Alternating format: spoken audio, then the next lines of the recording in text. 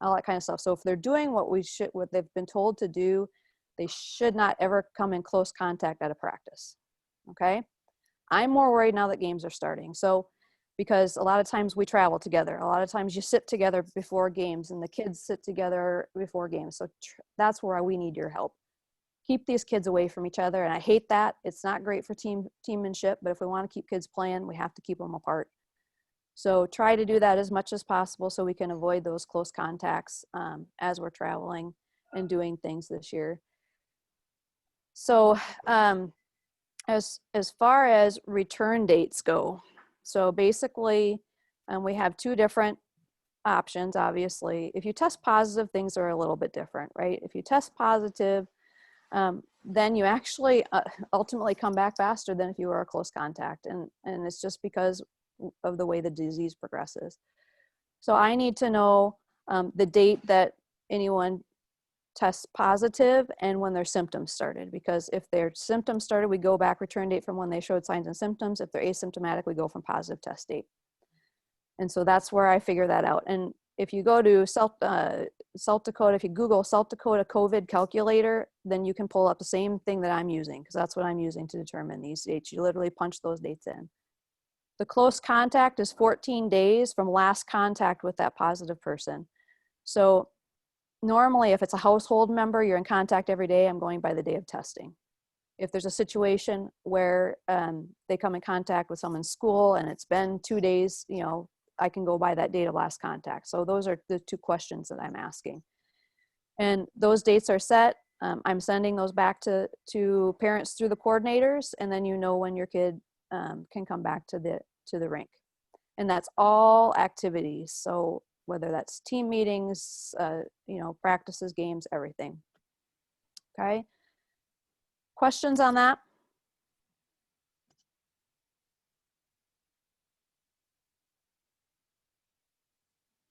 Obviously, this works when parents tell us, right? So we really need transparency and honesty so that we can keep kids on the ice. One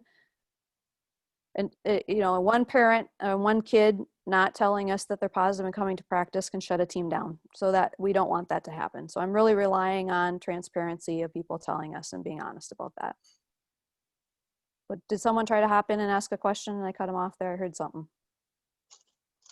No, I interrupted you, Lana. Sorry. No, I was going to say the same thing. Let's not let the board decide whether or not we get to have a games on a weekend or get to practice because we're not doing what we're supposed to be doing. And so, you know, the monitors have been doing a really good job of getting them in on, 15 minutes or less. Coaches need to do the same thing, in terms of games coming up. Take a look at I think I sent you a link that the South Dakota Amateur Hockey Association had for each individual location. Let's try to work within that 15 minutes on top of each other, wear masks, and, we can handle 1 to 2, 3 kids gone because of close contact or positive. But if we start going up into that 5, 6, or 7 and the board starts getting worried, that's not a good thing. So let's keep it in our hands. Let's get it out of theirs. So appreciate your help on that. A couple more things. So if your son or daughter does, well, we only have sons on our team. So if they test positive, right, we'd also do have paperwork that has to come with that. So that paperwork is found on our website. If you go to the board policies section, it's one of the top things up on the list. It's the COVID return to play form. That requires that to be filled out, and you have to have documentation either from a physician or Department of Health that comes along with that. So make sure that you're aware of that. So if they do test positive, that comes back with them. The state does not have a specific policy for when games have to be canceled. They're leaving that up to us. So I will tell you that the board is trying to keep kids on the ice. Last weekend when the girls' games were canceled, that came on a recommendation from me that was taken to the coaches actually and the coordinators of the girls. And the reason why I said that is because I said, you can play with the risk that if these do spread, since we have some cases that were being tested, then maybe they'll be out and you'll have more kids out next week when league starts. So it wasn't that if that would probably been a league game, they probably would have played. But the coaches ultimately decided they didn't want to take the risk for a non-conference, non-league game.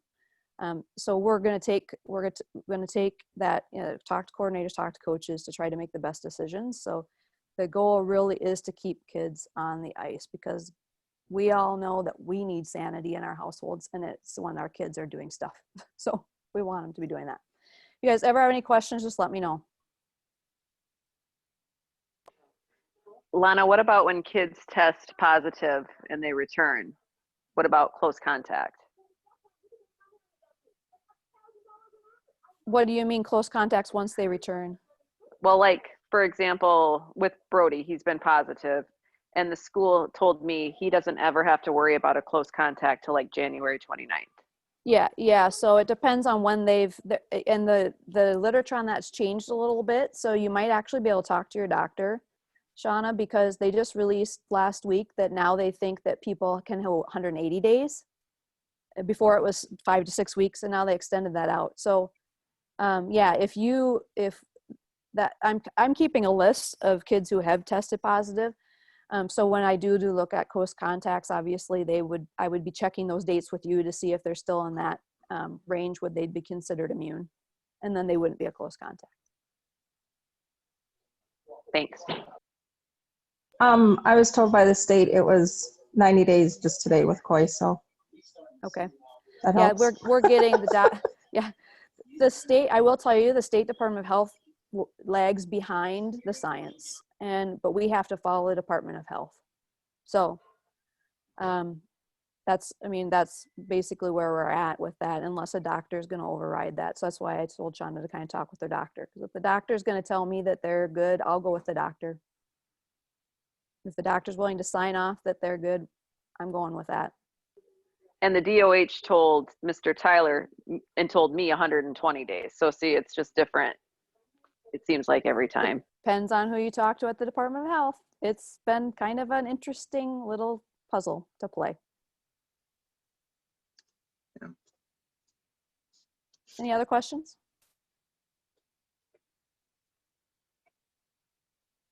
Just so you know, we should never lose our coaches, because both of our coaches have had it and they're immune for a while. So at least we won't be kicking games because our coaches are gone. One good thing. Yeah, there you go. Cool. Thanks, Lana. Appreciate the time.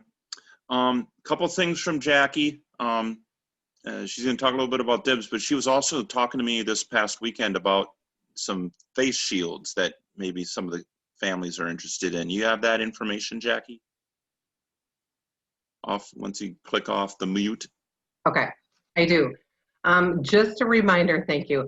Just a reminder, we want to get our dibs in. We don't know where the season's going, but it doesn't mean that we should be holding out and signing up for concessions or whatever we want to do. Don't hold out on that, because obviously we got to get them in. We need to make sure that, we have people to fill in for concessions and for ticket taking. And now we have another additional person that needs to take the other information as well. So we just want to make sure that we're aware of our dibs. And this is not going to be the first reminder from me. I'm a nag about getting them in.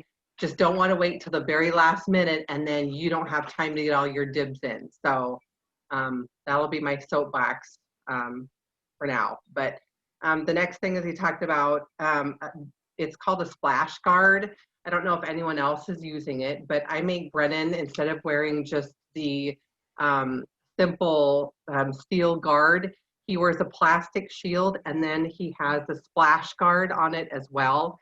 So the only way you can pretty much get up into Brennan is to lay him down, look in directly into his mouth, and spit. So I've kind of sealed it. I think we have, conquered everything that we possibly can, but it's a little shield that goes in your helmet like this. I don't know if it would do much if you had the steel cage type thing, but this is generally for the plastic guard. It's just a little more safer. I kind of am anal about that. So, and also I just want to remind everyone to remind your children to use etiquette. Don't drink out of other people's water bottles, please. Or just remind your kids not to. Don't get in other kids' faces and and, you know, just, we need to conquer that, the distance, and that's very important to do. So just talk to your kids about using that etiquette of keeping distance, keeping the masks on. I did remind a couple of kids tonight that they need to put their masks on. So we just all have to keep on that, and hopefully, you're right, our team doesn't get, you know, we don't get a spread of COVID. So we just want to prevent that. So just remind your kids before every practice to use their own water bottle and to practice etiquette. And if you guys if you're interested in getting this little splash guard, let me know. I can forward you the information on it. You get a couple of them at a time, 2 at a time. So they're not like completely over the top expensive, but you know, it's investing in your child. So to me, it's worth it. That's all I got. Cool. Thanks, Jackie. Any questions for Jackie? Yeah, the other thing about the dibs is that we'll go through like we did must have been about 2-3 weeks ago, is for the weekend that we do have concessions. I think the last one is in the last weekend of January. I'm not quite sure, but probably about first part of January, we're going to get that again so we can sign up for it before everybody else gets into it. So I know a few of you have already taken advantage of that. Certainly do. I think we got a couple openings for our games. I think we have an announcer, and I think we got a scorekeeper that we need for the weekend. When I was looking at it yesterday, I don't know if it's been filled yet, but certainly look at that if you have an opportunity to do that on Sunday. Get it done early and go from there. Remember that if you're a minor official, then that does not count into our spectator limits. So you can, again, give your 3 vouchers to someone else. Yep. Okay. Let's see. Alexandria, a couple things about that. The hotel block comes due or will be released to the general public on December 1. And so if you haven't gotten that hotel reservation yet, please do so. You have until, you got about a week, a little bit over a week left to do that. It'll get released out into the general pool. You can still call. You won't get be in our block maybe and near our rooms if you do it after the fact. The other thing is that Minnesota is on a shutdown for their activities, youth and adult activities. That is supposed to go through December 15th. I've not heard anything yet from the government over there to see if they've extended that. I don't assume that they would extend it until maybe after the Thanksgiving Day holiday and see how that works out going into the first part of December. So we might be out of luck. What we will know is before the 15th whether or not it gets extended, we believe. And so if you do have it reserved, they are allowing, just like any other block, you have a probably 24 to 48 hour window before the 1st of January to cancel that. So at least we'll know by the 15th whether or not it's on or not. When I've emailed the folks up in Alexandria, they said if you know, barring any huge setbacks, if they open it up on the 15th, we're having it. And so I know a couple of the parents are still thinking about whether or not they even want to go to that. That's certainly fine. Let us know, give us a little bit of time so we can anticipate lines and who's all going to be there and things like that. That's completely up to you and whether or not you want to make that trip or not. So we'll just keep you informed, just like with everything else. We just have to be a little bit patient about some things. Some stuff's going to change or it might not. So we might be up in Alexandria from January 1 through 3. Or we might not. We don't quite know that yet. So, but if you do want to get your hotel room, you have until December 1st, or else it's going to be backed up into the general pool. And with the 8, there's 8 teams of ours that weekend, and another 8 teams, another Bantam. I think it's actually their A teams are playing, and so there's 16 teams coming in, so the hotel rooms are going to be a little bit tight there, so I wouldn't wait. Somebody mentioned about fees. That's why we haven't really asked for them yet. my assumption is that, at least on their website, if they do cancel, the fees will be reimbursed to the association. Once we know we're going, and once we have a pretty good idea, I would like to know well before Christmas whether or not you're going or not. That'll give us a good idea about how much those fees are. And so in terms of how much we owe per skater, we don't know that yet. Let's see if we have it first. Let's see who doesn't go. Let's see who does go. Either way, let me know if you're in or out, so we can have a good idea about what the fees are. So any questions on that? Yeah, what hotel was that? I think it's the Best Western in Alexandria. The hotel, you can either call in or click the link. It's actually on our Bantam page in the lower right-hand corner. The information about that. The link actually sends you right to our block. And so all you need to do is say, select this hotel. It'll have our name on it, Mitchell Marlins Bantams, and you can reserve from there, or you can just call the phone number that's on the Bantam page. Again, it's on the lower right-hand corner. That's a good question, Darren. It was a Best Western. Thank you. Brian, did they indicate, are they running games all day on that Friday? Right now, it looks like it's going to be a Friday night, Saturday, because they are actually going to be playing both in Alexandria and Sauk Center. And Sauk Center is about a 20-minute drive. They didn't tell me whether or not we're going to be at Sauk Center or not. So I think they're trying to figure out everything. I haven't looked online in the last week or so about the brackets yet, but once we get into December, we'll know more.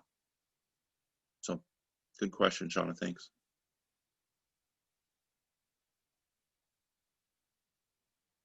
Okay. I was going to see if Josh was going to be on, but it doesn't look like he might have Paisley issues. So, Okay. I got a question. Yeah. Normally before games, you're supposed to be 1 hour before the game in the locker room. How does it work this year? I don't know if I missed anything or not. Yeah. Well, and correct me if I'm wrong, Lana, but we get it's a half hour before games for both. I think it's a half hour for players, and after talking with Josh and the other coaches, we're committing to the idea of not having them in the locker rooms for 15 minutes. So if they do warm-ups outside the locker rooms, Josh has usually done that in the past before games, where they got out of the locker room after they dropped off all their stuff and they did warm-ups outside the locker room. So he's committed to the idea, and I think this is the same way. And Ryan, Lonnie, you can correct me if I'm wrong, for other coaches, is that we're going to commit to the idea of not having them in the locker room for 15 minutes. For home games, I think attendees can start coming in 15 minutes before game time. And so we've got two different time frames. Your players are a half hour. Normally it's been an hour. If we're going to get a nice weekend, Josh might tell the team, you know what, we're going to do an hour ahead, show up an hour ahead, and then we'll end up doing some outside warm-ups. And then once we were able to go in to those locations, given the times, we just have to be a little bit flexible in regards to that. So coach will tell you before each game when to show up for away games, but for home games, it's a half hour for the kids, 15 minutes for us. Yeah, every rink is different this year, and that can be found on the SDHA website right on their homepage. And that actually will be updated every Thursday, because there's some towns that's policies are changing, obviously with masks up, mandate conversations going all over and that kind of thing. So those will be updated, but I'm going to be having a coach meeting, and I'm going to recommend that they're not more than a half hour for any game. And in that half hour, they need to obviously be moving them around so that they're not together for more than 15 minutes. Otherwise, we're going to have trouble. So that's what I would just plan right now, is that hopefully we can get a consistent half hour. Some of the rinks don't even let you in. I think it's Brookings. You can't, the players can't even go in. They can be in the locker rooms 15 minutes before games for games. So Lana, is there any rinks that the kids are going to have to wear a mask on the bench? Or is that? no, not that Okay. I've seen so far. All of the mask mandates in the state so far that have come down from the cities have all said that you're exempt while playing sports. And so all the hockey associations that I know of, the interpretation of that has been when they put their helmets on to go on the ice, the face masks can come off. Coaches now will have to wear face masks on the bench in Mitchell and in some of those other towns, but I have Okay, not heard that's what- anything about players. The Watertown one was kind of weird. That's why I was asking. And they just changed theirs last week because they weren't mask mandate. When I talked to Jenny Workus on Wednesday, and then Thursday it changed. So they must have decided to require face masks. But yeah, I mean, I'm kind of watching that, and if that happens, I'll kind of spread the word. But right now, the players, when they put those helmets on to leave locker rooms, they can leave their face masks in the locker rooms.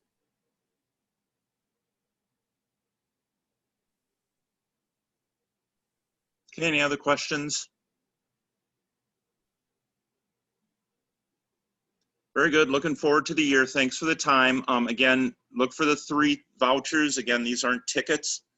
These are just vouchers that you can pass out to family and friends. If you have more than that, that's get there a little bit earlier for the first come, first serve. But we'll get you those vouchers to the kids. So be asking about them tomorrow night and Wednesday night. So again, reminder about actually the Wednesday practice is from 4 o'clock to 5 o'clock. If you can't make it, let me know so I can let coach know. But it's just a normal practice that he's planning on having since we're not practicing on Thursday, so we can get ready for the games this weekend. So anything else for the good of the cause? Super. If you have questions, let me know, let Jackie know. If you have COVID questions, let Lana know. Certainly thanks for being flexible on this. It's going to be an interesting year, but if you can be flexible and we can keep things limited, we're going to play hockey, which is what we want. So thanks for your help. Thanks for your time. Okay. All right. Have a good night.